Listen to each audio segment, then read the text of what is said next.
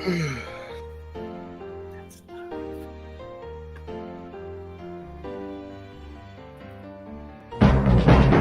from the depths, 30 stories high, breathing fire, his head in the sky. Godzilla, and Godzuki.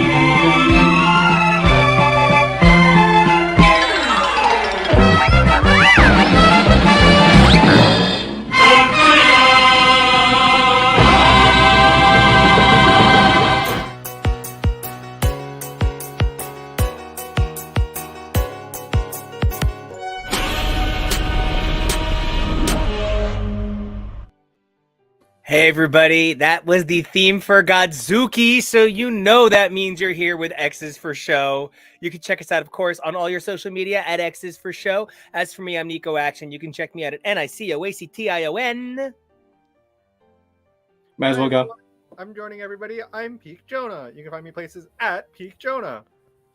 And I'm a slack-jawed TK who thinks maybe we should just call it and we'll just run that on a loop because that's a perfect show right there. So you can find me at TK Elemental, where I will absolutely be singing the praises of our producer down below, Kev O'Reilly, for putting together what is now my favorite and an ever-increasing number of favorite intros that we do time after time. And I'm your producer, Kev O'Reilly. I love the work that I do. I appreciate the love, big guy. And we are here to talk to you all about the latest installment of the MonsterVerse franchise. That's why I was so hyped to make that intro. I was really psyched by how much just kind of fell together. That Godzuki theme really is that good.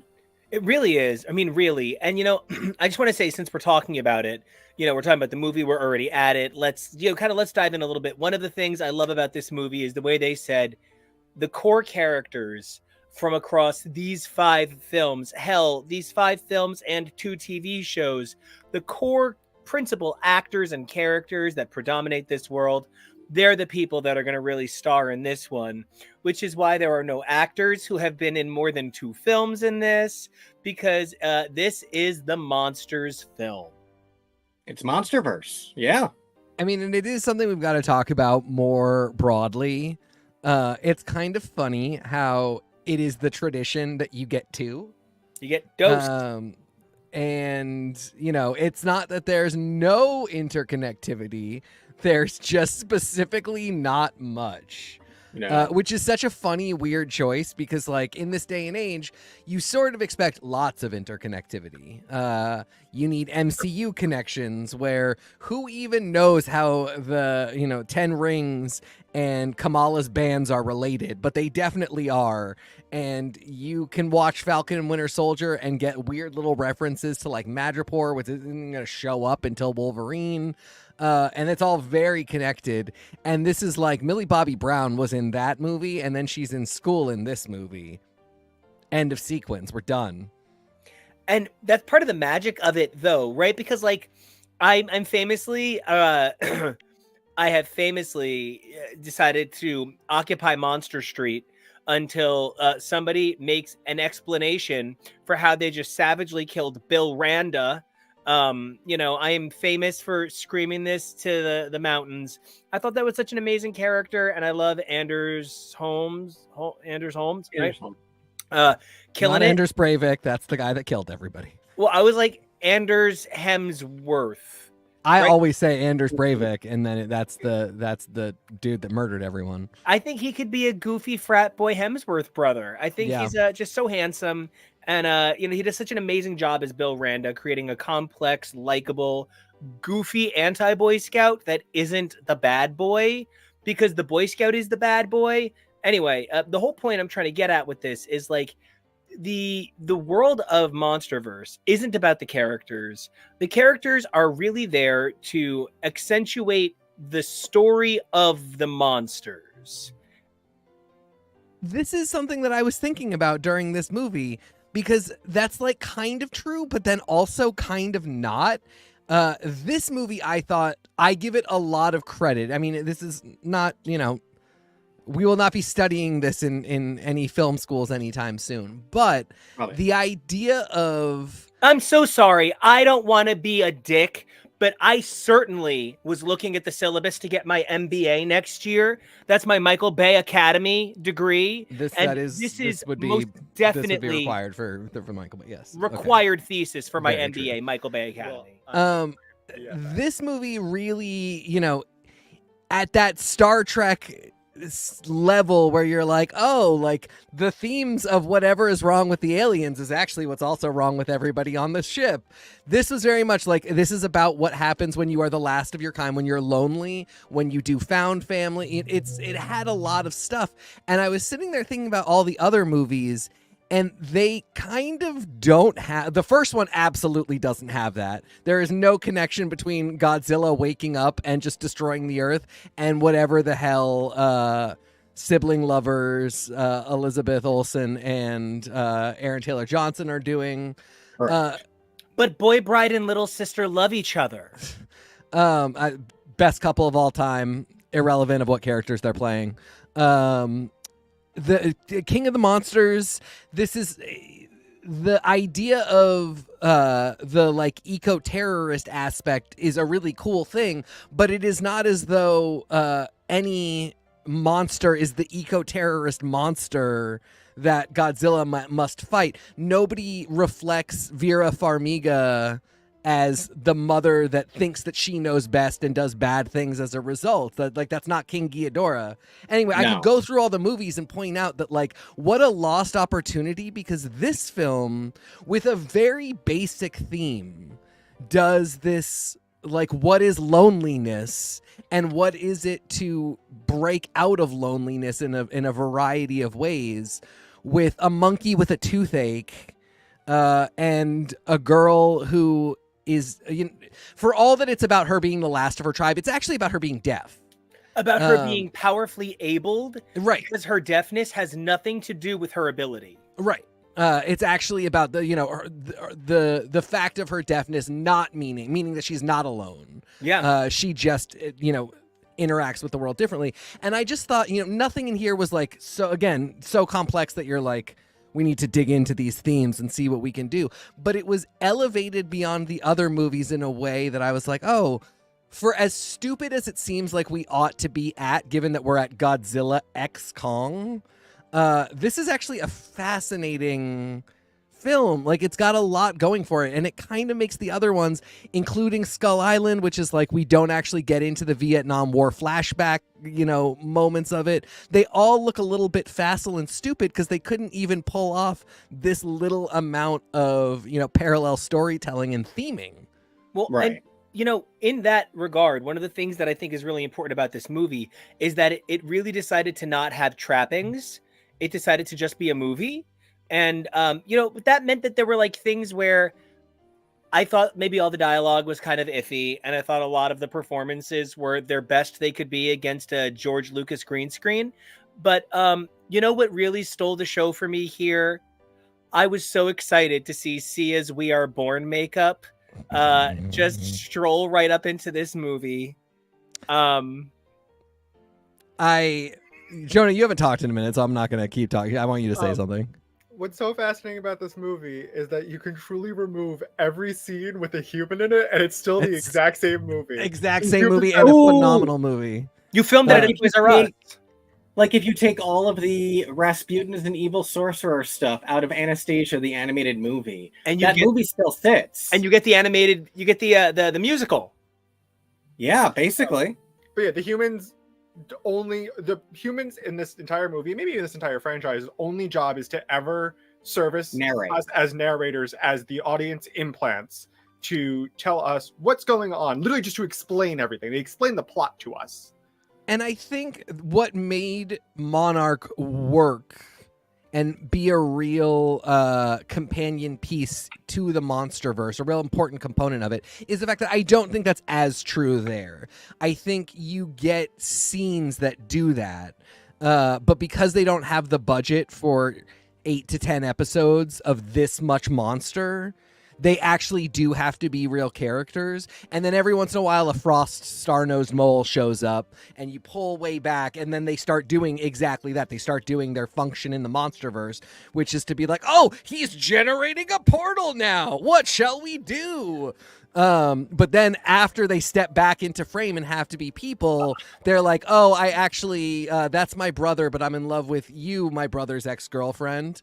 Guess we're doing this now, which I love. I think, again, with this one feeling kind of special and different and coming after Monarch, now I'm like, I get why it worked for the first bunch, but maybe we need to figure out a little bit more character for the movies, so that we can have their big three, their Captain America, Thor, and Iron Man, just to be like guys that we can root for all over the place, movie to movie. Absolutely. I also think we maybe need to like look at this canon and say, okay, what are we sticking with? What are we going to retcon? And what are we going to try to like implement to go forward? Because with Monarch, and we know, Monarch is canon. A lot of this movie, I won't say a lot, but I shouldn't say a lot. I should say some of the movie doesn't make sense with what we know. It feels like there's some interesting contradictoriness going on, whether it's we're going to Hollow Earth, but we're not time traveling. So it's fine. We can do that. Kevo figured this out, actually, because I said the same thing. The place they go is a place between the two. Thank you. Axis Mundi is different than Hollow Earth, but we do need to get into this a little bit in this franchise as a whole. It is worth explaining the mechanics and sort of establishing some, because again, there are times where Hollow Earth is another dimension, or is talked about like another dimension, and there are times where they seem to be saying that the hot nickel iron core of our planet does not exist and is in fact it's this paradise, right? Which is just like which now, according to this movie, has an even hollower lower Earth. Yeah, exactly. Lower deck, if you will, And A sub basement.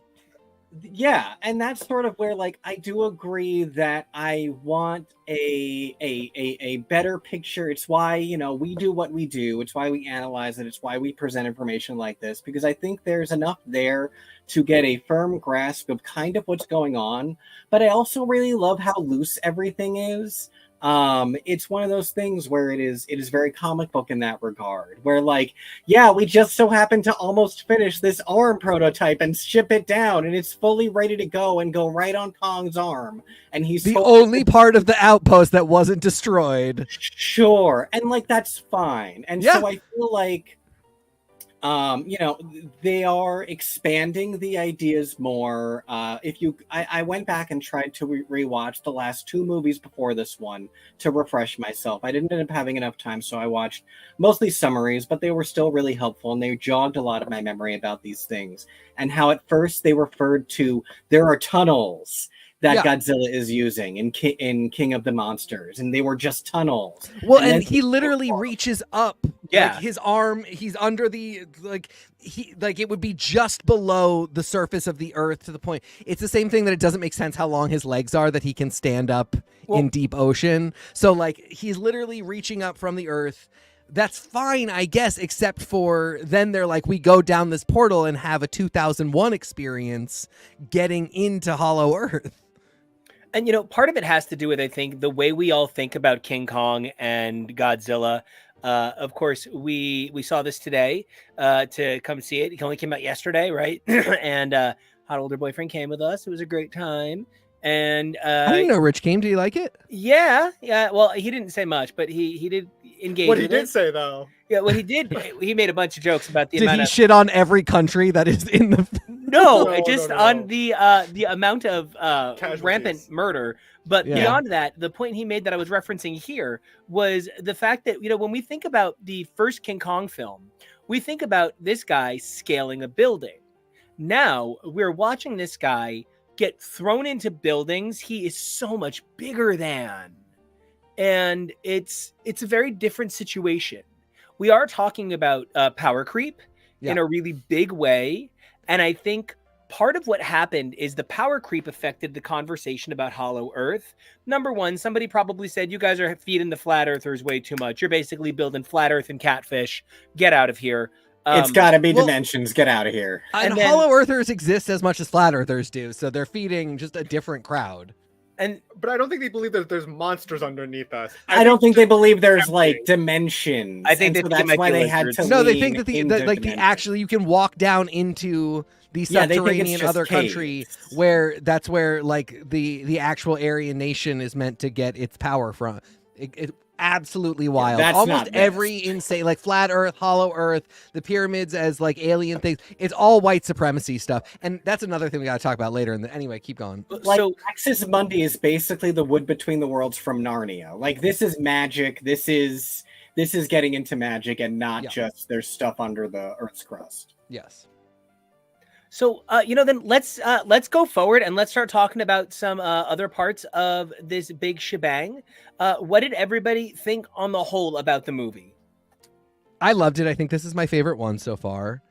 Really? Nice. Yeah, by a lot. Because I think this is the one that's really getting me thinking about what makes the MonsterVerse what it is. Mhm. Because I think this felt like if you just look at their strategy as just like throwing a bunch of stuff around and seeing what sticks and seeing what happens, this feels like the one that planted a flag in the earth and actually was like, this is what we do. This is the good, the bad, the stupid, the awesome, kind of all rolled into one. I think this represents the best of what the MonsterVerse has to offer in a single unit. And now all of my questions are, okay, but we know that the units have to tie together. What is your plan for that? Like, how can a second season of Monarch explain everything here? Because I think it should. I think there should be some consistency. I mean, I point to Marvel because they're the only ones that are doing everything, that have a ton of successes. Very few just like out and out flops.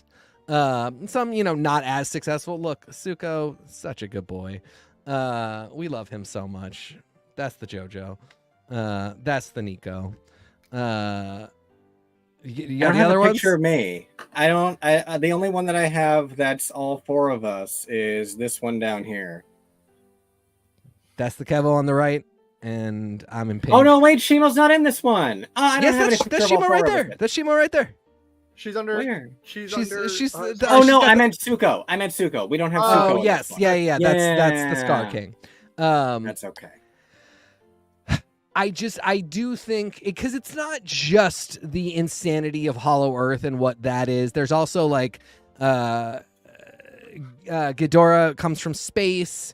Who is Mothra? And like, Is Mothra a god? Is that really right. gods? What are we doing? What are we doing here? It makes sense for Monarch to start answering some of these questions and also maybe getting into a little bit something that we did see in Monarch, but I think now we absolutely need to see it more. And this is like in Marvel why I want a damage control show because, okay, in this world, there are no pyramids anymore. Right. Rio has been destroyed. I forget what city Mechagodzilla destroyed. I Rome. have a list from the Was it previous China? movie. Shanghai. Japan in Godzilla. There's Japan, Hawaii, Las Vegas, and San Francisco. Yep. In King of Monsters, there's Antarctica, Mexico, and Boston. And in Godzilla versus Kong, there's Florida and Hong Kong. Hong Kong. Hong Kong, yeah. And now we've got Rio. We got Rome. I just, Yes. that. France. Yeah, well, that was like he just did the reactor there, but and we have Cairo. The pyramids are gone, so like we need to know a little bit what their world is like. Obviously, I think this would be a world where everybody moves inland, and Yes. Chicago becomes the capital of the United States. There's things Love like that I would love to see a Monarch type show, if not Monarch specifically, really explore, because now just there's too much happening. There's too much going on. We also, the only thing I was bummed about, not the only thing, but a big thing I was bummed about is we still have never seen Tywin Lannister's organization of eco-terrorists that got the Ghidorah skull. I think they that sold was. it.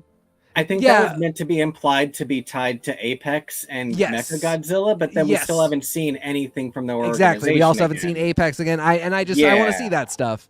Yes, I agree. expect we will see Apex again in the next season of Monarch, but I just would love to see this get a little bit more robust and a little bit more tied together. But yeah, I mean, this absolutely was my favorite. This is the first one I would go see again. So I guess one of the things that I guess it was introduced more so in Monarch than anything else, but it seems like I thought that Godzilla was essentially hunting down the other Titans. Yeah. It doesn't seem like he actively does that. It sometimes because in this one we were introduced to the Titan of Tiamat, which justice for Tiamat. Yeah. Because Tiamat, amazing like character design. Tiamat was named in the last film. Got a huge appearance in Godzilla Dominion, the comic, where everybody finally got to see what she looked like and how beautiful she was. And it was such a get to me that she was in this one, and such a bummer that they were like, but he killed her. My only hope is that with Mothra being reborn, I would love to talk about a mechanic of rebirth for Titans.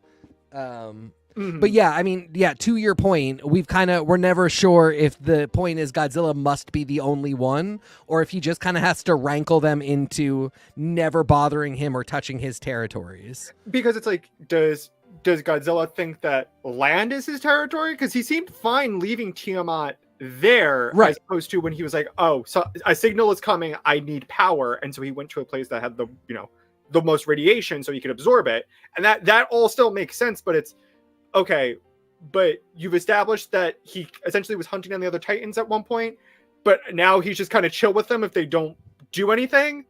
Again, that's fine. It's just we need just a little more consistency at like what we're trying to do here. Because we also saw in King of the Monsters that they all went and bowed to him. The ones that survived specifically were like, you are the King of the Monsters. That's why we named the film this. But then again, somebody needs to explain this. Monarch or another movie needs to explain, like, did they mean you are the king and we will all leave? Or did they mean we will all stay in our territories? And why then is Kong specifically not supposed to be up there where Tiamat was allowed to be as long as she stayed in the Arctic? Honestly, these are all cool questions. I'm not saying it like you guys didn't sell me on the concept. I don't actually care what the answer is. You can give me any stupid answer you want. I just want to see it and see, like, what are the repercussions then of somebody breaking those rules, of something new happening that disturbs them. And even like the perfectly plausible explanation is you didn't have the research at the time. You thought that's what it was. And then as you gathered more research, that changed. And that's completely fine. That's how science works in the real world. But that's not a shield from bad storytelling, because that's exactly what I was going to bring up, which is, a huge defense they can always throw up is these are animals. We have now established that Kong of the Apes is at least intelligent enough that he can maintain intelligent communication. He cannot be treated in that way. But I think even in this film, with a lot of the reactions we saw from Kong trying to communicate with Godzilla, I think they make it very clear that whatever intelligence Godzilla has, it's very alien to us, and it's not the same as ours, and it's not on the same level. So there is still a very primal and primitive level to Godzilla. Because, I also felt like ending King of Monsters with they're all bowing to him, and then coming back to Godzilla versus Kong with, and then he killed all of them. That was really weird. That was such a sharp plot turn. And it's, as we keep saying, add it to the list of reasons we want more Monarch, because where Monarch season 1 left off was pretty close to when the King Ghidorah incident happened.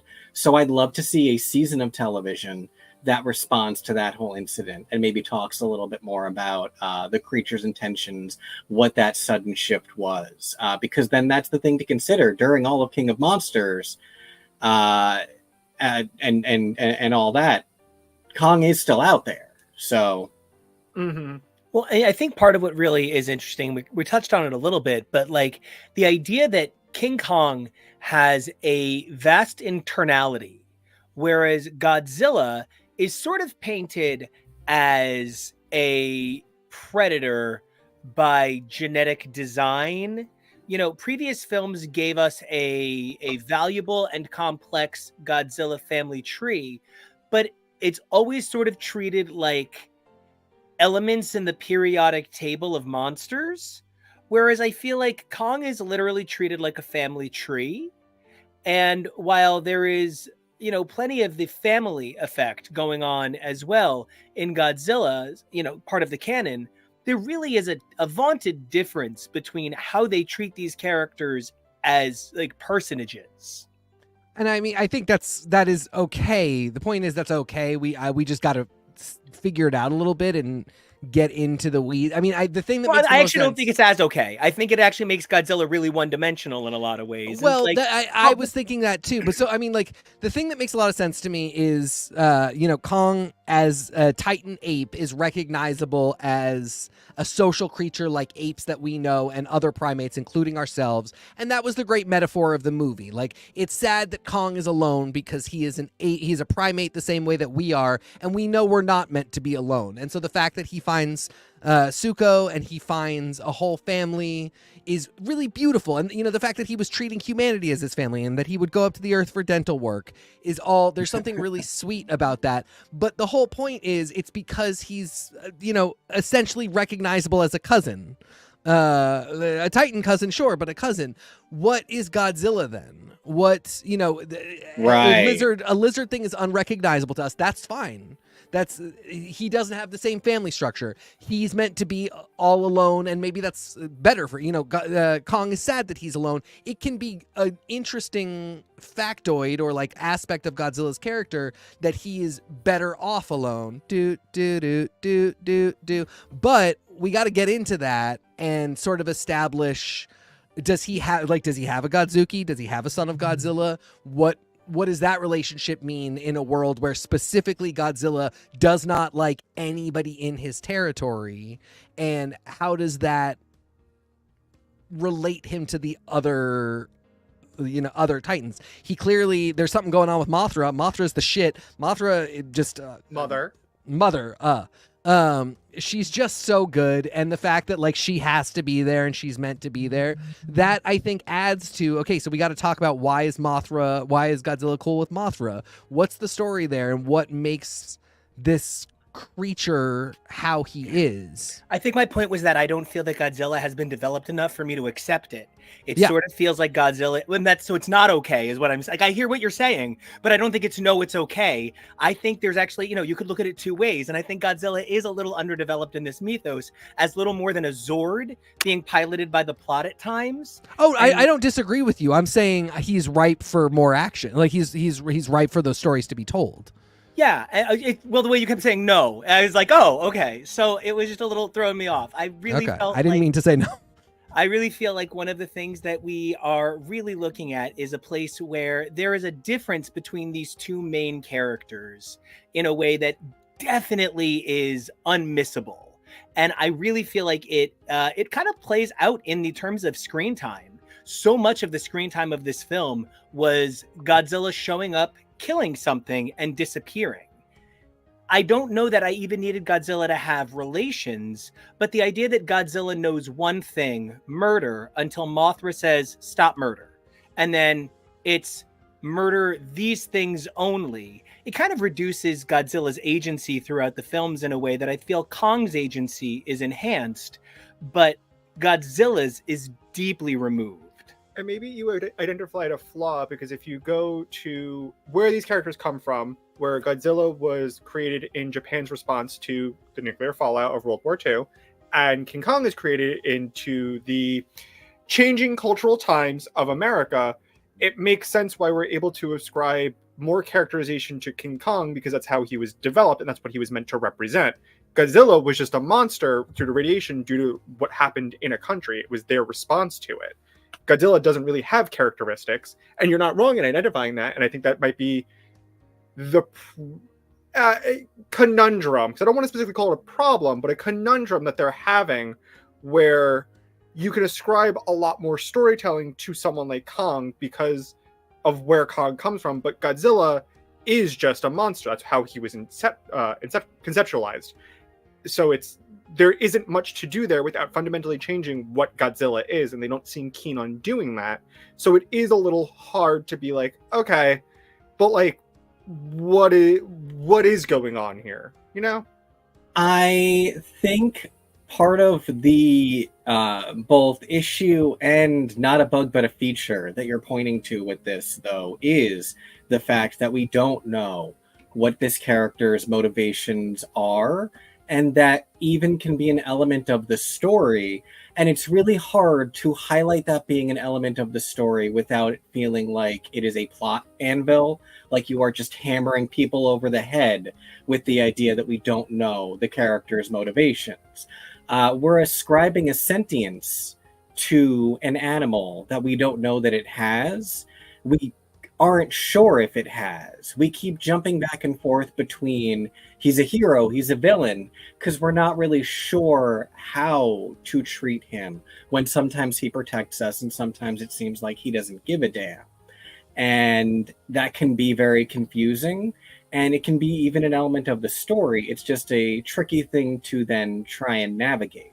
Because I hear what you're saying of it robs his character of his agency. But again, that assumes he's a character and not just literally a wild animal. We can't even be sure at this point if this version of Godzilla is from this planet. I felt like the ancient Iwi people referring to him as the beast that swallowed a star was really, really, really interesting language. And there could be no intention for anything. Part of what this is I imagine that they are building it as they hit the ground. I don't imagine that there is any long-term specific plan for a grand endgame type situation or a broad reveal where like they're building towards something. I think that they are throwing things out there as they go, which is a fairly standard storytelling format for something like this.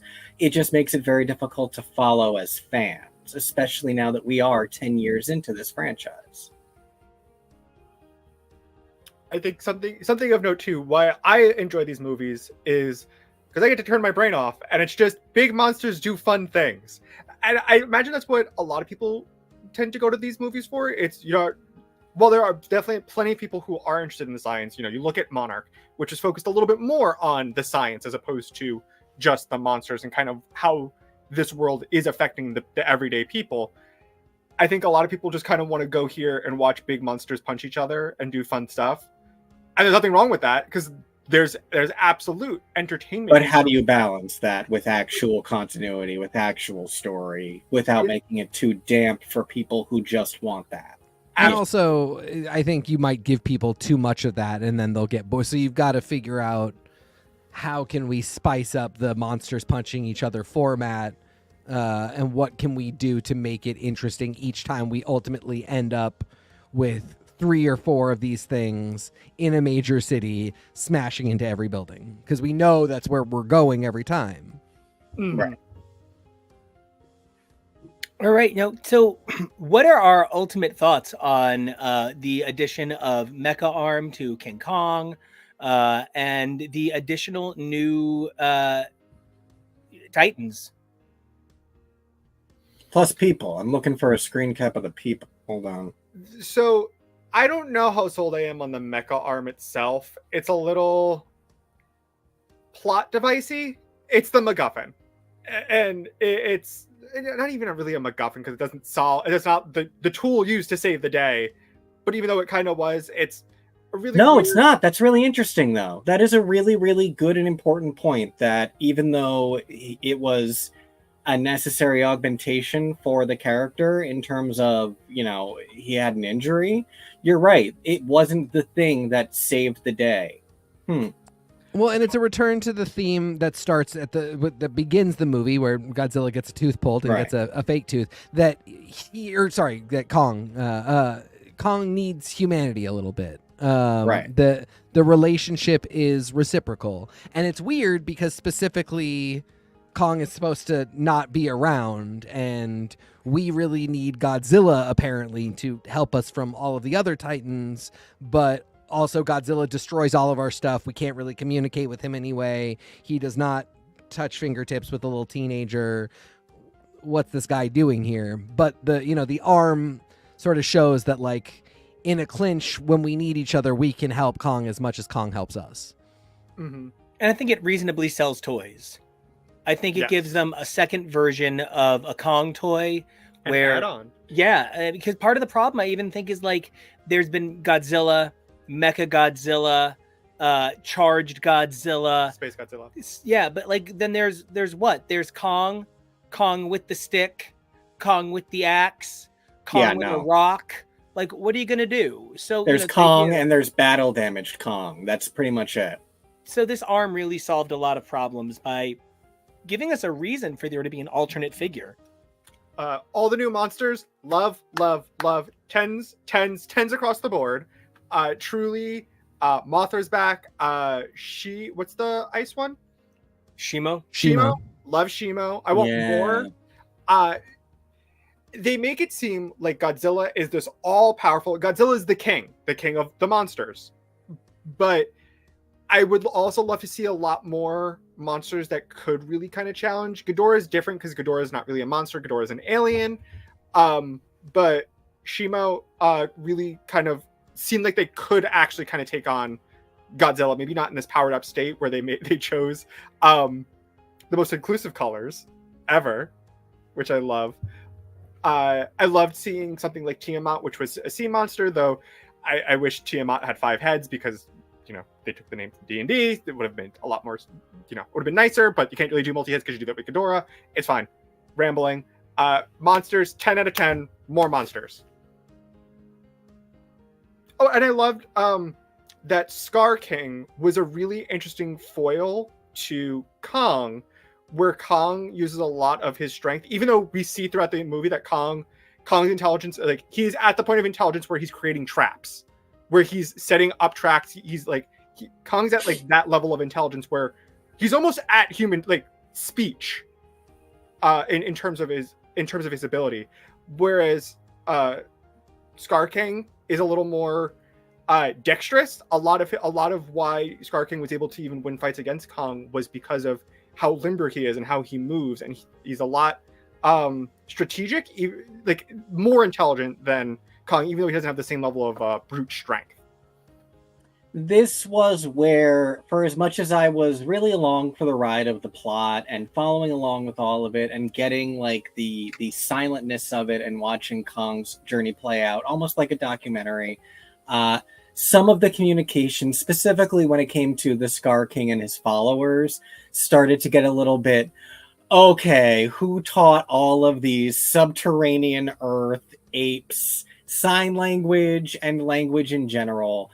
I started to feel a little bit like it was getting much. It might be trying to allude to an intelligence that I felt didn't quite come across so much as just language came across. But, that was really it, though. I found the pacing very strange. That, like, it really started to feel at a certain time. I was like, is there going to be room left for Skar King to come to Earth, for there to be a battle? Because, like, unfortunately, this is one of those films that fell victim to their own trailers, where I knew some of that stuff was coming. And so knowing that there was going... And you also know, just when you're watching a MonsterVerse movie, there's always that final battle. And so feeling like there wasn't going to be a lot of time for Skar to have left to wreak havoc made the whole introduction to it feel a bit long. And I think one of the points about the Skar King that should be pointed out is he actually does kind of fit in with evolution, and just to liken it to something like modern, despite the fact that like less than 10% of people are left-handed, major contact physical sports have like 30 to 40% left-handed players. And that's because left-handed advantage, you are doing something that is not the expected. So it makes you a little bit harder to contend with. We saw that the vast majority of the monkeys in the apes in this King Kong, subterranean situation have body types like Kong.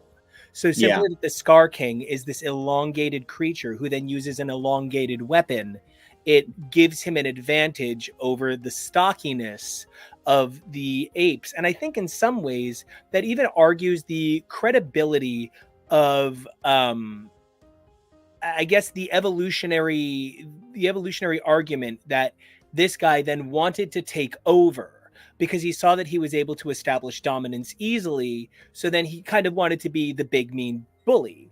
The story that I think is a little more fascinating than that we're not talking about is somehow he got a shard of Shimo, figured out how to use it to psychically control Shimo, hurt Shimo, and not just hurt him, but it seems to be some sort of will, because why wouldn't he just kill Skar King then? Yes. If he could just enraged use his power, why not just use it on Skar King? So it has to argue some form of control. Yes. And there is so much then to be said about the evolutionary trait of this creature's psychological superiority, and the fact that then he realized that these creatures, in their submission, were easy to keep violent against one another, because one of the implications here, and it's a little white savior complex and we got to get rid of that, is Kong shows up non-violent and suddenly non-violence is the way. This really speaks a lot, though, about the idea of the subterranean intellect and how it would work. Very King Louis coded. Yeah, it's King of the Swingers, right? Jungle VIP over here. I also think there's something to be said about his very blue eyes, whether it is the aforementioned Aryan connections, or perhaps he is of an older type of Titan, and thus he also has a little bit of radiation eyes. Whatever it is, maybe his eyes were fucked up from holding the Shimo stick. Like, I don't know a lot about Titan lore, so I don't know who is still in the reservoir for them to pull from. So I don't know much about Skar King, if he existed. I don't know anything about Shimo. Basically everything from this movie was new. Shimo is new. Shimo is entirely new. And I find that so fascinating, especially because there are so many things. Like, I thought from the trailers that perhaps Skar King was, like Nico said, going to have some irradiated powers. I thought that perhaps was what the eyes were, and that would be his advantage over Kong, not just a weapon. I still think the weapon thing was interesting, but it really highlights for me how much room there still is to grow this. Especially, thank you, now knowing that was all created for this. Knowing that King Ghidorah is from space, there's so many directions that they can go. There's so many new things that they can do. And that's really cool. And I like that this then already opened the door for new things like that, because that was really interesting to see. I feel like we're always saying, we need some more development of what exactly the fuck it was, but really interesting. Even Scylla, who Godzilla fights in Rome, is new-ish. Scylla was created for King of the Monsters. Scylla is who attacks Boston, and is one of the Titans that bows to Kong. Sister. Yeah, you go. But that's another one that was created for that's by Legendary Pictures for King of the Monsters. So they clearly have they're not at a point now where they're super beholden to the idea of pulling from old Godzilla lore and characters and making their versions of them. They'll just do new monsters that they want to make, and I think that's really cool and fun. But yeah, I mean, it does sort of leave you with some questions about what's going to be coming down the pipeline. I wondered if one of the next monsters might be Samuel Bank Friedman, but he just got 25 years, so he won't be available. Just been a big week for news. The other thing that I think I want to know a little bit more about in terms of the way this film works, I was a little under the impression that Kong makes the hole with his trap, and that's the hole he jumps into to find Subterranea. But I really do want to know, is it just floors all the way down? Is this Kong's Inferno? And if it is, right, how many layers are we going to go? And at what point are we just going to be like, no, this one's in space. This one is a portal that floats in space. I believe the lava waterfalls are meant to imply we've reached the bottom. But again, with everything that we've been saying, it's all very strange and confusing in terms of, so the molten core, she's still there and kicking, and we're good on that front. And this is, so it comes through the 2 layers of Hollow Earth, and then Axis Mundi, and then our actual underground, and then our surface when there is a volcanic eruption. That's the journey that it has to go on, and that's our science now. I'm not arguing. I just want to know what's up, because yeah, that is very strange.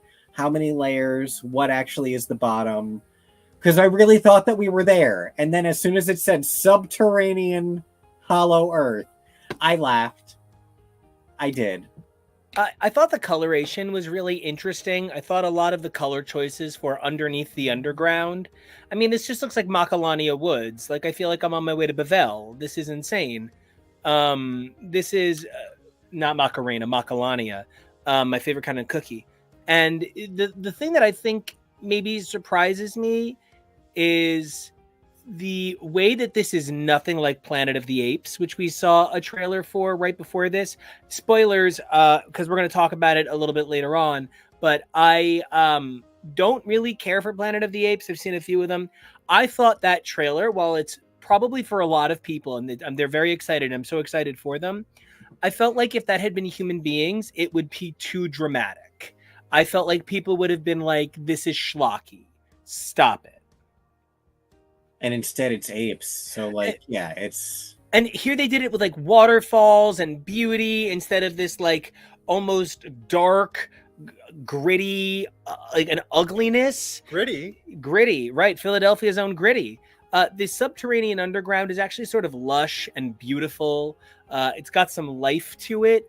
There was just something about this that felt hopeful in a way that I feel so often animal societies are meant to look hideous and nightmarish. Because the only other thing that I felt this really reminded me of was this could have all been the pre-ride video to an Epcot ride. I also just realized one of the there's a couple of Deus Ex moments in the film where it's like fake out, there's how we stall for time, with the prey birds that generate their own bioelectricity. So Right. He got them to follow from Hollow Earth to Subterranea Earth.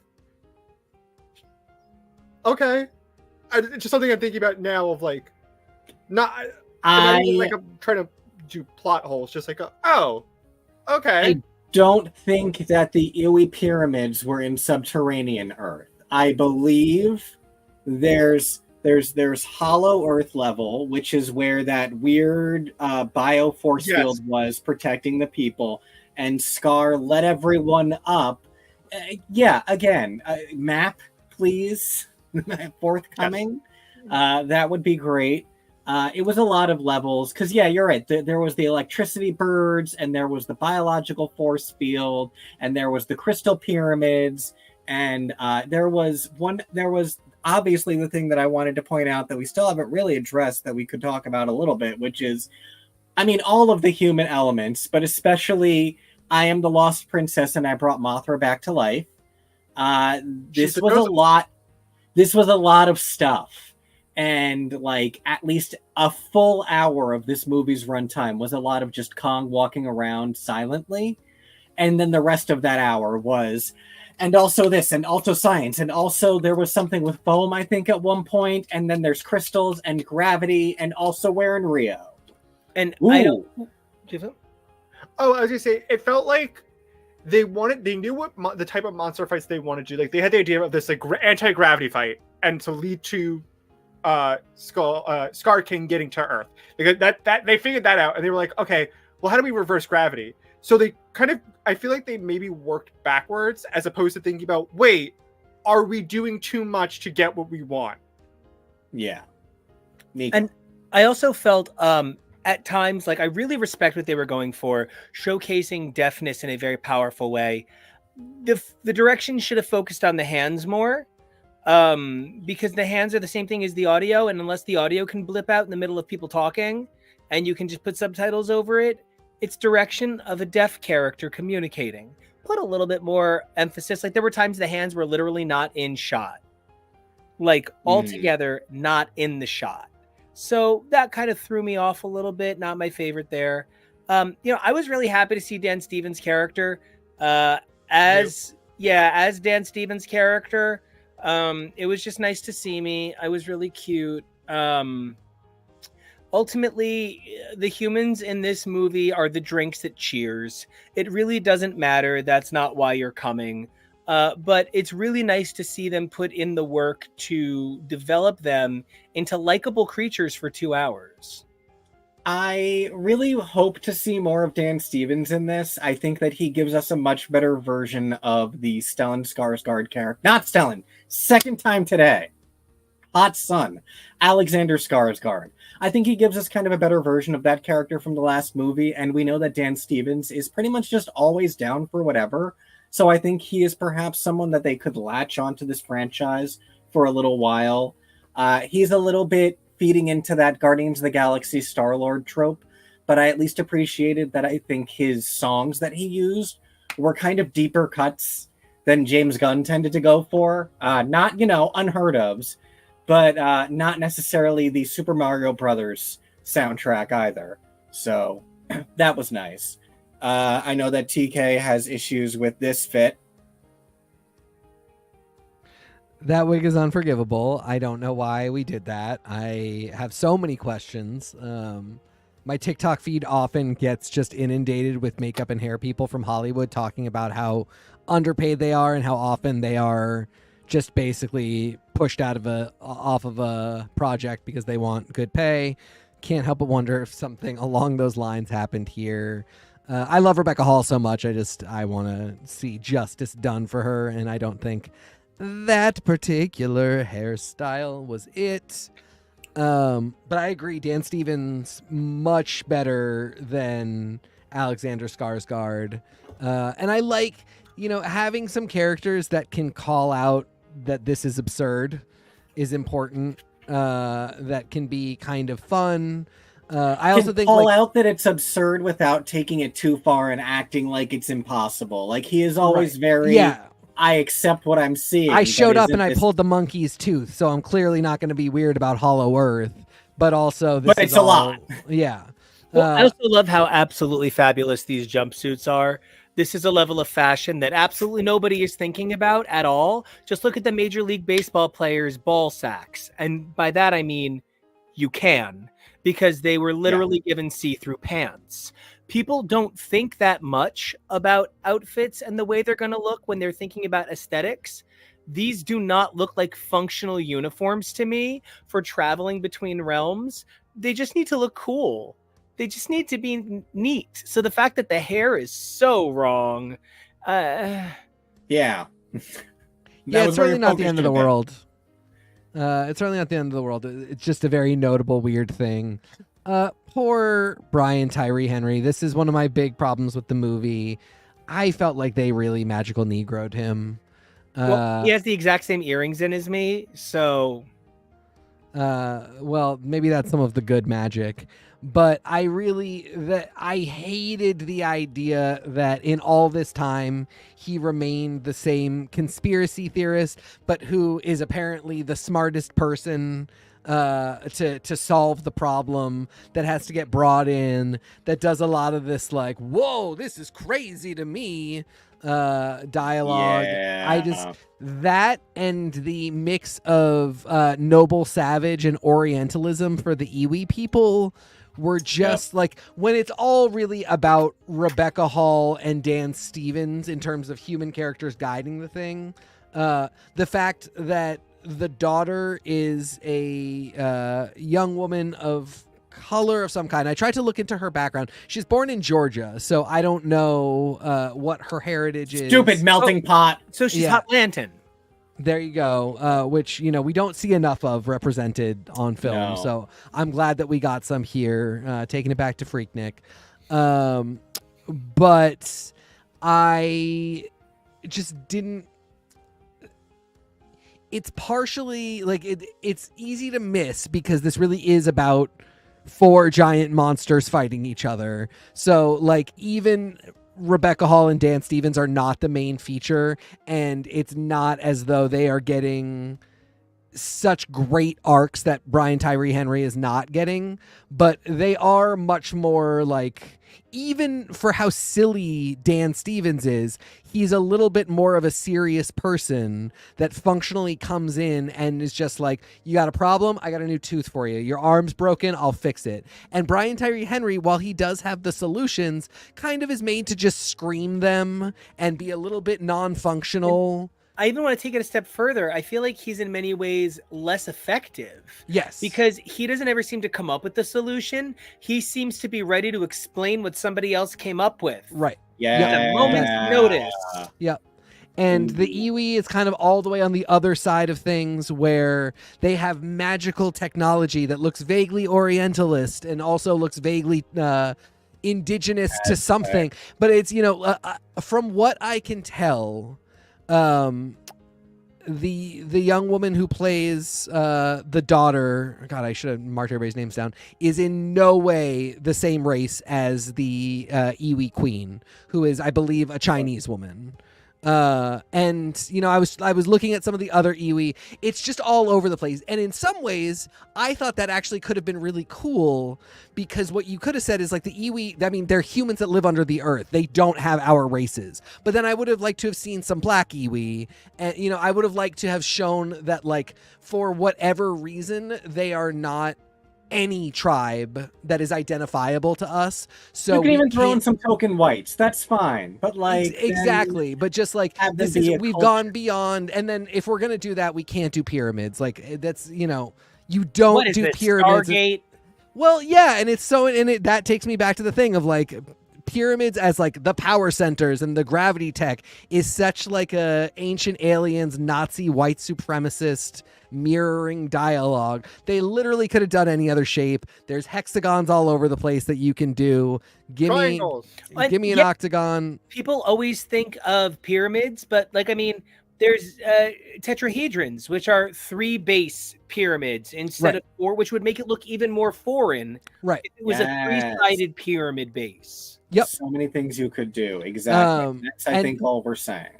Yeah, I would have, if I were writing this movie, and I do think Jonah's right. I think they probably were like, we need a fight in Rio, we need a fight in Cairo, we're going to do a quick one in Rome, and here's 2 other things we need. Work backwards and make a plot. Robot arm. We're going to need a robot arm because we need a second toy. I think that's fine. If that's how we're going to make these movies, there are far greater sins in this world when it comes to developing a plot. But I think sometimes it feels like they go, as long as it connects, it actually doesn't matter. And while I'm okay with that when it comes to Hollow Earth, when it comes to the ancient civilizations living under there, I really just think we got to do it a little bit of justice. When it comes to characters who don't get to be in usually more than 2 movies, I feel like there are so few black men or black women that make it into these films.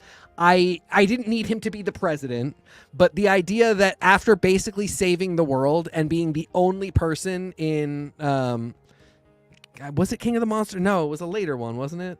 Kong versus. He was in Godzilla versus Kong. I hear your point. At the end of the day, in a world where Obama defeated all of those interstellar aliens, why isn't the black character playing the president of the interdimensional group that goes into the subterranean world to fight the Aryans? I mean, that was come that far. I think it will depend for me on if he continues to be in these films. Yes, if he got a third one.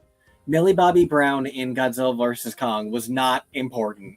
No. Really. No. She just showed up, and that's even fine. I'm not complaining about that. But I need him to not fall off the importance scale like that. And if he doesn't, then I can forgive not being as important in this movie and getting to just show up and cash a paycheck. Good for him. I enjoyed his work. But then he needs to be important again. Otherwise, yes, it falls absolutely into not even magical Negroism, because like he didn't deliver the most crucial anything. He didn't even deliver the most crucial anything in the last movie, really. Well, it's And weird so, because like, she it's not goes even to giving him. enough. Rebecca Hall goes to him and says, "You are the only person that can fix my daughter." And then to Nico's point, like, he's part of the solution, but his job seems to be without any knowledge of what's happening, being like, I encourage you to go in that direction because it feels like that this is gonna work out great if we do this. And I just feel like it didn't. He literally could have been in another office at Monarch, and she could have said, I just feel like your office knows this better. I can forgive it for one movie.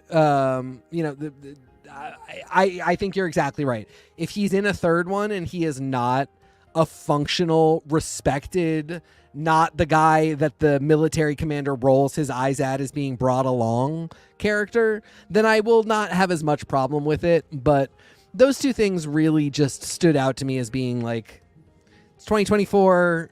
We figured out how to crush all of the pyramids under the hand of a King Kong with a mecha arm. I'm 100% certain we can figure out how to do Mysterious Tribe and Black Man with Knowledge in a way that isn't disrespectful to both. I only want to point out that maybe we're seeing this from the wrong lens. It's still disrespectful because he is an underrepresented minority and he is certainly not being serviced. But look at all the pins he's wearing. Maybe he's not magical Negroism. Maybe he's lazy, folksy punk.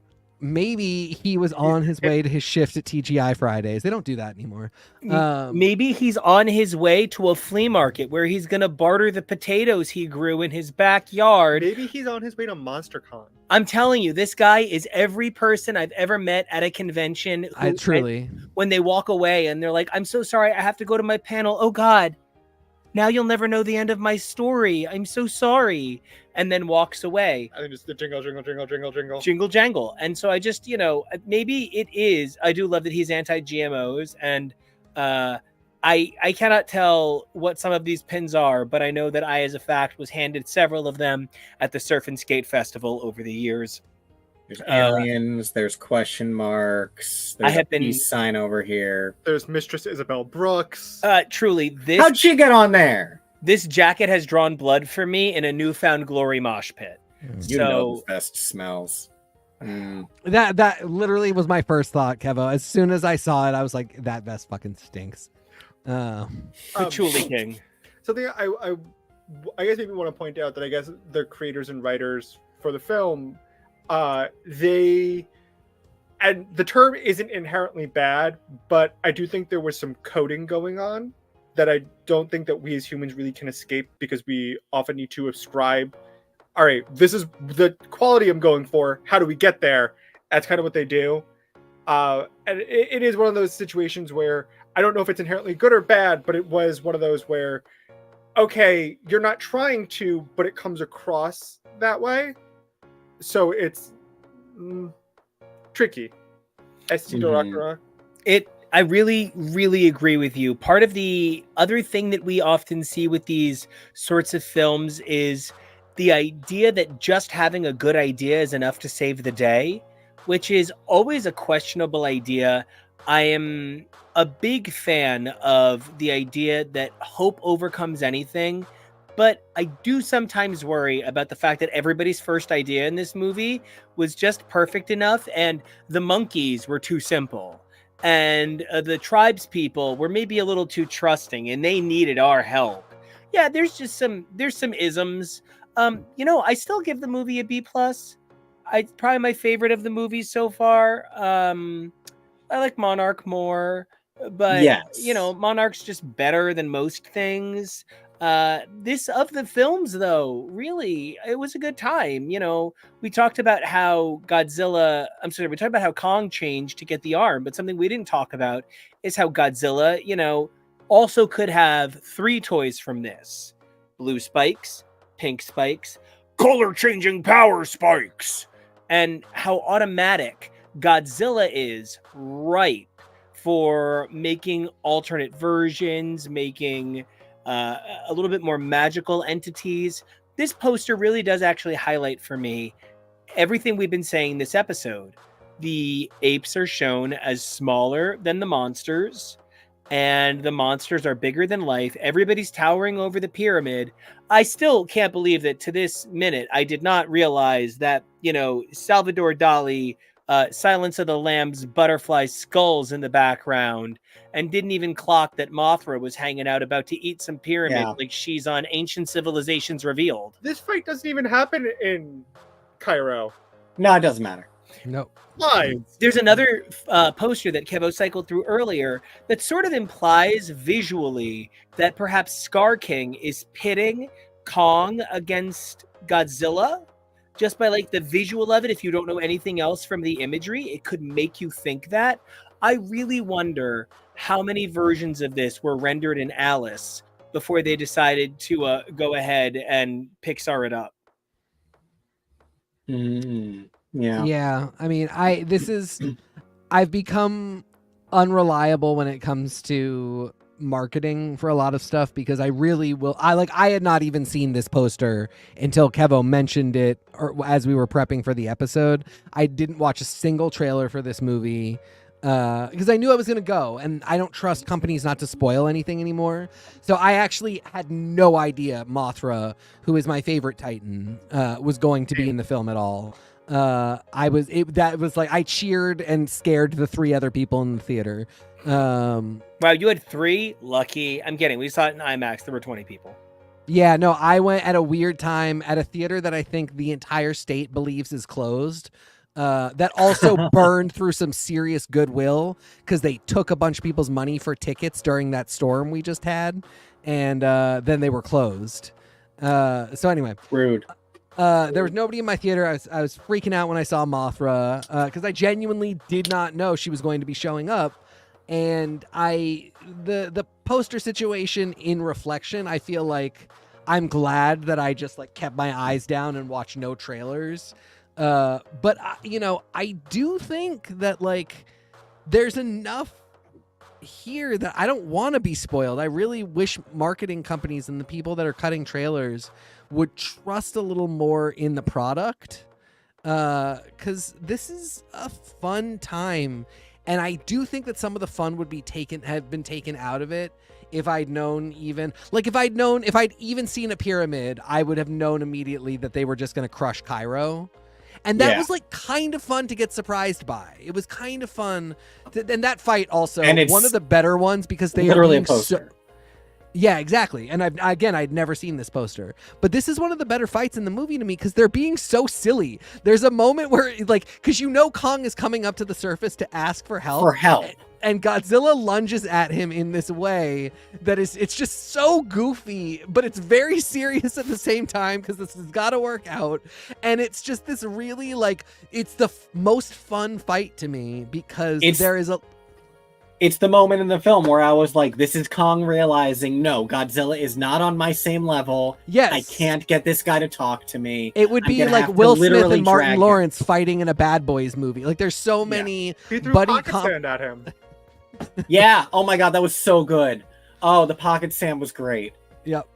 I agree. There's just so many moments where you're like, this is a funny buddy. Even the one thing that I did see ahead of time that I wish I hadn't, because it is just such a good moment and nobody should have been spoiled on it, is that he hops on Godzilla's back because Skar King is riding Shimo. And it's so funny. It's just the right amount of absurd. And that is one of the things I don't think I had ever clocked a moment in a single franchise piece before this that was just the slightest bit silly, just the slightest bit slapstick. If humans were doing it, there would be funny dialogue. And when you watch Godzilla rush Kong and he shouldn't because they're actually allies right now, you literally can just make up funny dialogue that should be happening in that moment and sort of giggle to yourself. And I think that is a really good element for these films going forward. Yeah. And just to sort of use that sort of idea, when we think about why the movie Battleship didn't do well, it's because of a million reasons, not the least of which was they kind of took it seriously. We saw it wasn't the most serious film, but it's sort of that problem with what happens to a toad when it's struck by lightning. And trying to pair some of this against Vietnam, trying to pair some of this against this idea of real world, real lives, frankly, real casualties. It's a little complicated. So this movie just being absurd fun where there's mountains on both sides of the sky, sure, I love it. It's a good time. I do hope that we get another film. I'm a little nervous that if this doesn't bring in the bucks, they might change strategies a little bit. We are currently seeing a world where TV shows are getting canceled for the strangest reasons. And I would hate to see Monarch get canceled as a result of a lack of funding going further into MonsterVerse. But we'll see. Yeah, especially because this one is where the entertainment is for me. As much as I didn't have really the time to get through the last two Godzilla movies before this one, I made the time for Monarch. I zipped through all 10 episodes of Monarch so quick that it's why I did have any time to think, maybe I'll get through these movies, because I wanted to get through Monarch again. That was a really great goddamn show on every level, as a period piece, as a drama, as a piece set both in the 1950s and in the 2010s. Like, everything about it was so great, and the fact that it had this backdrop and this established world of natural disaster to build a show out of is so cool. And the fact that there is now 3 movies after Godzilla 2014 that Monarch can continue to play with and can continue to draw a film out of, draw a TV show out of, is just so cool. And there's so much room, and it deserves like 50 episodes at least. So I really hope we see more, whether it's with the cast that we already had from season 1, whether it's with new characters, which is something that I know that this franchise loves doing. If it's up to the same caliber, I would still really enjoy it, because, one of the things I feel about the way that they direct these films is I think there is some merit to what Jonas says, where it feels like they work backwards. It feels like they smash a globe with a hammer a few times, and they're like, okay, that's where the disasters are this movie. How does that happen? And that's how they build the story, because that's just, that is what the reality would be. We have very little control over a lot of what these disasters would be, and it's mostly about how we would react to them as humanity. And Monarch allows us to really focus in a lot better on stories like that, while the films just give the wider, the action, the thing that happened, that we can then examine later. Worth noting that box office predictions right now are for at least 75 million for this weekend, and because it is Easter weekend, we could be looking at 80 or more. I think it's really important to note that they were so smart to release this on Easter weekend. We have very few predictable weekends anymore for movies. Easter weekend is one of those, and it shows some level, you sometimes see a movie come out where you just think this could have been great, but it seems like they did everything wrong. And a lot of that is even when they release it, because a great film that nobody goes to see, just by dint of the fact that it's not a good weekend for a number of different reasons. It's a weekend that an adult blockbuster comes out that parents don't want to skip to take their kid to the kid-friendly blockbuster. There's just so many things that can go wrong.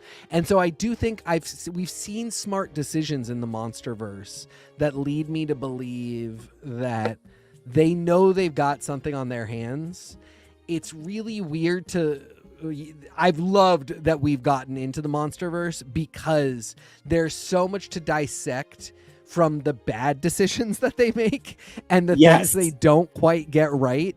It's really difficult with Marvel, because you just know that insane amounts of money that Legendary will never touch for this franchise have been put into just focus grouping alone the Marvel Universe, and knowing how it absolutely is part of a theme park strategy, a film, television, all aspects of media And MonsterVerse, the scale is a lot lower, and so it's much more plausible for people like us to look at things and go, okay, that was just a bad decision. It's not that they know better than we do why it was a good one.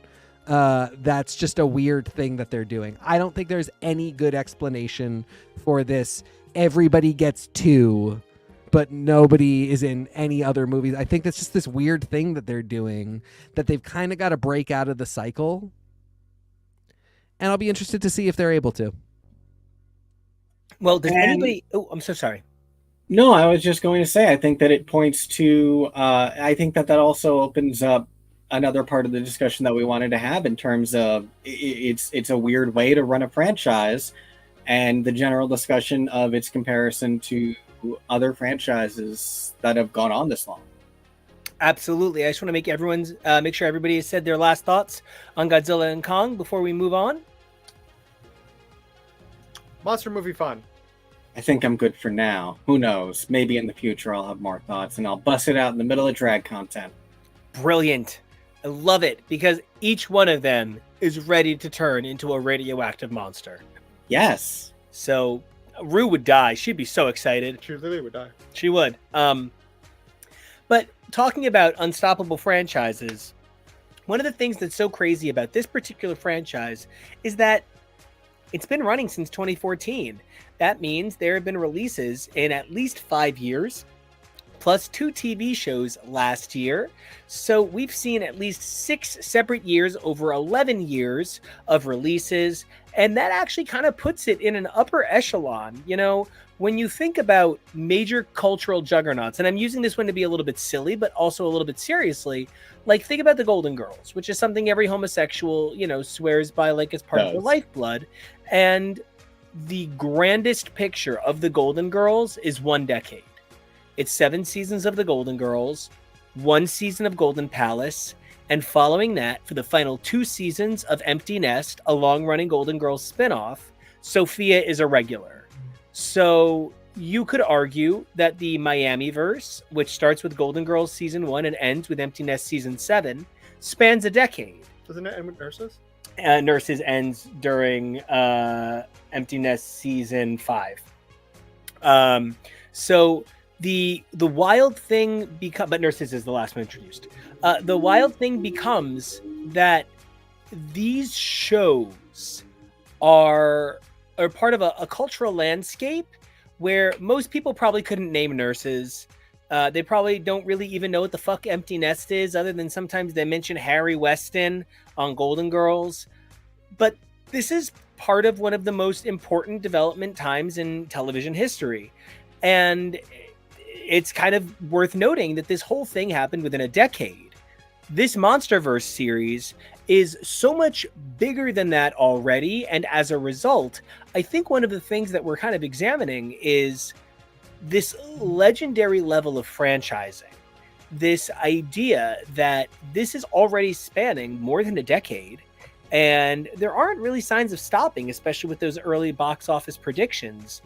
I mean, if this goes 2 more years, it outlasts the entire Friends universe. If this goes 2 more seasons, it outlasts the entirety of... Oh, I had one loaded up at 12 years. No, I can't remember. Modern Family? Modern Family's 11, but yeah, this is at Modern Family age. You know, Godzilla Kong has really run so long, I think we kind of need to look at this MonsterVerse in terms of things like Alien, in terms of things like Planet of the Apes, perhaps the Spider-Man and Batman movies, because no offense, Marvel, get a little older and then we'll say you're the pinnacle. But, you know, what is the nature of a franchise that completely replaces all of its live action actors every 2 movies? Spider-Man couldn't do that. Every time they reboot Spider-Man, people are like, oh, shit. But anytime they completely change the cast of Godzilla Kong, they just go, oh, it's that new young guy. I'm surprised that it wasn't Godzilla Kong Magic Mike, and it wasn't Channing Tatum dancing his way through Subterranea. Well, go ahead, DK. No, I was gonna say on the subject, we brought up the Miami verse, obviously, but there is another franchise from that era that lasted, and a franchise and universe and character that has lasted so much longer than that, that is still going. As you pointed out, replacing characters, replacing actors, bringing in new concepts and ideas. I think what is really so interesting to me is the fact that Godzilla is this an entity that already existed. King Kong was this entity that already existed, and it's building this new franchise from these old pieces, and really sustaining and building something that has for as much as we question all of its sharpness, a pretty solid continuity. And yeah, like you say, doesn't really show signs of slowing down anytime soon, depending on how this film goes, and has so much room for growth and potential. Just like TK's favorite long-running, unending franchise full of lots of spin-offs and TV programs, Grey's Anatomy. I mean, I would love to see Godzilla as Meredith Grey. That would be amazing, and Kong can be McDreamy. He's dead. Well, Mothra came back. True. It's true. Yeah, this show has produced a surprising number of relatively successful spin-offs. Like Private Practice, the ladder shows. Station 34. That's it, Station Station. 19. The Good Doctor. No, that's just got No. somebody from Frasier. Full circle. I wrote a song about Marilyn Monroe. The Frasier joke. Candle in the Wind. No, it's Well, Princess but Diana. meanwhile, there are so many franchises that have tried to do the thing, that have tried to become things. For example, this bizarre flop. I was just about to bring up the Dark Universe, which is go off. technically still going on. I didn't realize this, but Lisa Frankenstein is technically yes. And they've got the Invisible Woman coming up. I think they might have kind of rethought what they want to do with it. As a ladyverse? This was a very quick glance, and I saw Lisa Frankenstein was on the list, and that there is an Invisible Woman movie. But like, this is so funny because it gets us into the territory of public domain, where like some of these things are so old that they're just kind of like they could be anybody's. Like Mickey Mouse. Can I say my favorite tidbit that I learned about the Mummy? Yeah. The Brendan Fraser one. If you want to hear what most likely is what people sounded like in ancient Egypt, when they're speaking Egyptian, it's in that's how they would speak. It's very accurate. I'm sure Tom Cruise put in the same amount of effort to make sure that his was equally accurate. Yeah, some other things that are in here that I didn't realize. So the Mummy, they seem to really have given up after the Mummy in terms of like trying to reboot the Mummy franchise and do a whole thing that would be like blockbuster cinema based off of that. But they did Renfield with Nicholas Hoult. Nicolas Cage. Ooh, Ghostbusters. Oh my God, both. Because that's the movie that Nicolas Cage permanently shaved his teeth and now has fangs for the rest of his But Nicholas Hoult plays his lackey, Renfield. so it's Yes. two Nicholases. Yeah, which is exactly. weird. You weren't wrong. But Wow, neither it's was Cage he. Holt. Oh wow. Cage Holt. I like it. The Invisible Man, which is an insanely fucked up Elizabeth Moss abuse story. Like it becomes this thing about domestic violence in the home where it's like gaslighting taken to the mystical level, but it has nothing to do with a Tom Cruise action movie. Renfield is very much the same type of tone as Lisa Frankenstein, which is like very stylized kind of takes on these things that we know. Dracula for Renfield, Frankenstein for Lisa Frankenstein. Voyage of the Demeter, which is like a pirate Dracula story, and that Dracula is not Nicolas Cage. So like they've got this weird slate of movies and a bunch more in development. They are not really connected, but they're all owned by oh god, I forgot. Oh, is it Universal? Yeah, Yes. that's why it's Dark Universe. Right. That's how you should always know. But like, this is a really weird. They've got something on their hands here.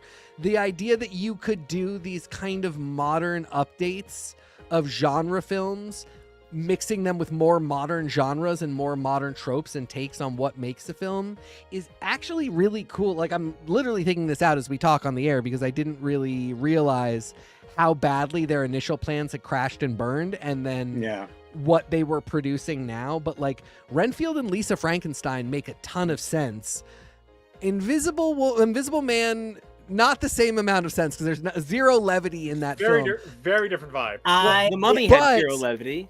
But it is two genre. It is, it is the Invisible Man, which is an old. There have been like 8 of them, and then the genre of like, what was that one with Jennifer Lopez? Yeah. Or the one with Julia Roberts. It's not Cape Fear. It's the one where she fakes her death and escapes her husband. You all know. Yeah. You kids watching definitely know that film from the 90s. Keva, what you got? In getting this promotional image, I came across this one as well that I had literally never seen before. I had no idea. This is the Kevin Bacon one, right?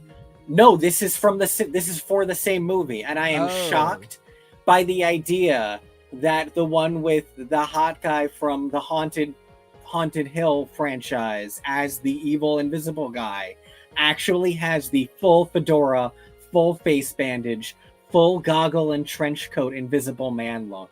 Like, I have been aware of the allusions to and the connections to the original concept, but I had never seen before how intensely drawing from that franchise that film is to include this.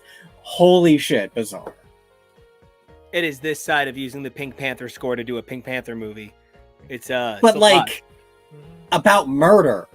Yeah, a Pink Panther of murder.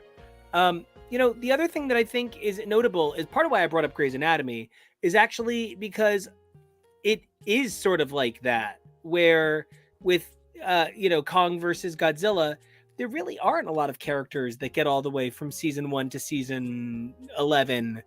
With Grey's Anatomy, I don't think a lot of people from season 1 are still in season 20. No, it's 3 in the back. Yeah, and so like I sort of feel like maybe there is some precedence, especially with things like, and now I know this is the opposite because like I was going to say like, kind of the Ryan Murphy verse where all of those actors play different characters in multiple common universes, but like the idea that character doesn't need to be consistent, the universe does. I think things like Grey's Anatomy really do prove that viability. Yeah. On the one hand, yes. On the other, while nobody from season 1 is really around in season 20, most characters leave with some substantive time on the show doing stuff. Get it, whether they die or exit for normal person reasons. Everybody gets like a pretty solid arc and they get to leave their stamp on things. And I think my problem with the Monsterverse is that, we just never heard from Aaron Taylor Johnson again. Like, did he become part of Monarch? We have no idea. Again, Vera Farmiga, we just have no idea. Well, I guess that character died, didn't she? But like you pointed out earlier, the eco-terrorist organization she worked with, now her family, the Millie Bobby Brown. Aaron Taylor Johnson's character's family is touched on lightly in that his his aunt is a major character in Monarch season 1, which is great. And it points to, this being a family thing. When you're affected, you're drawn in and all those things. But then but we're never going to see him again. We're never going to care about this people again. Did you also have the realization that that's Mike Chang? Oh, no, we've talked about it on the show. Yeah. Well, no, but here's the realization that I am having is that it's Mike Chang and it's also Luke from the OC. So it is 2 different teen drama people from 3. a decade apart. Who else? Scott Well, Speedman from Felicity. Oh my god, he looks. Yeah, he got old. I thought he was looks- McDreamy brought back from the dead. He is. I He's also Meredith's. did. He's Meredith's boyfriend. He looks not as good as he did on You. This is a terrible. This is a terrible photo of him. He often looks very handsome on the show. But this is also technically someone from Teen Wolf because that's Derek Hill's sister from only 10 episodes of Teen Wolf in season 3. So it's another teen show. Also, who's Jawbones with the perm? Wait, where am I looking? Oh, this one. so that is Next to this is one of my favorite characters. This is Meredith's nephew. This is one of Derek's biological nephews. So it's one of Derek's sister's children. But Neve Derek Campbell's? has what's that? Not Neve Campbell. We don't know. I think it's Oh Neve my- Campbell's. There's 4 sisters. One of them is in this picture, and it's not hers. The 3 other ones are Neve Campbell, Amy Acker, and Miss Honey from the original Matilda movie. And it's probably Miss Honey's kid, but we have no idea whose kid it is. I'm praying it's Neve Campbell's and that she's going to come back on the show. But it has been this long-running question since he showed up in Wait. the season. They will not say who his mom is. Who in this is Derek's sister? There's 2 shepherds in this picture? Yeah, Not all the including way Meredith. up under the Space Needle is This lady. yes, that is the sister that has been. She was on Private Practice. She's the first sister that we meet. Everybody, the whole family hates. There's an episode where she goes home for dinner and they're all just mean to her for no reason. Relatable. And it's just Amy Yeah. Acker being incredibly caustic, and it's very funny. She knows Um, the reason. But yeah, so this kid, we just don't know who his mom is, but it's one of the Shepherd sisters, and it's a big question on the show. And as I told Nico, Mike Chang is having the best romantic subplot of any of the characters on the show right now. Nice. Jeez, we were supposed to be talking about Kong Godzilla. I but know. guess- Well, yeah. And so my point, but back to my original point, this is all happening in one season. Like we're barely 3 episodes into this truncated season because of the writer's strike, and like some of these people haven't been on very long and are getting relatively thick plot material. While I do think they might be onto something with keeping it pushing in the MonsterVerse franchise, they've got to find a way to give us a little bit more stuff. And I think that's why we loved Monarch so much, is because you need about that much from each character. You need to see Kate becoming this woman and becoming this sister. You need to see May accepting the changes in her life. You need to see Kentaro becoming a man. And there's not that much of it. It's 10 episodes, and there's a lot happening, and there's monsters too, but like relatively good character growth. And that's part of what we love about any franchise we love. Even when the characters are secondary, we really love to lean into franchises where the idea of who's in the lead figure doesn't even necessarily matter because they're roles, they're tropes. It's the same reason Traitors worked for us. When somebody went home, we just filled them in with somebody new. It works. I don't want to see Kurt Russell go anywhere, but if Kurt Russell hops off and we get, I don't know, Nipsey Russell or Kerry Russell, I'm in. And so, this is a really exciting time to like this franchise. Yeah, that was my big takeaway walking away from Godzilla X Kong, is that this is a really fun time to like this franchise. I was Googling while we were looking. The latest rumors seem to indicate that we will be getting a season 2 and that it will be announced relatively soon. There is every reason to think there will be another movie. I think the other fascinating thing about this franchise is they don't number the movies. The sequence is, I think that's one of those things that I'm like, they're very smart. They've got it handled. They know what they're doing. But there's no like, I guess Godzilla King of Monsters is bad because it's Godzilla 2, and we all know that if 2 isn't the best one, it's the worst one.